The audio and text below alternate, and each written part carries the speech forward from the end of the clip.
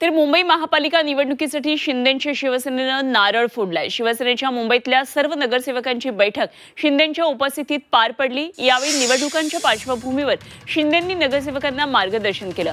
मुंबई मनपावर महायुतीचा भगवा फडकणार आणि महायुतीचाच महापौर होणार असं शिंदेंनी म्हटलंय आणि काही अडचण असेल तर नगरसेवकांनी थेट माझ्याशी संवाद साधावा असं आवाहनही शिंदेंनी केलंय। महायुतीचा भगवा फडकेल, मी सांगितलं ना, महायुतीचा विकासाचा झेंडा फडकेल। जो विकास केलेला आहे तो या महापालिकेमध्ये कामी येईल आणि ज्यांनी या मुंबई महापालिकेमध्ये जे गेल्या अनेक वर्षापासून जे काही काम केले ते लोकांसमोर आहे आणि त्यामुळे मुंबईकर सुज्ञ आहे।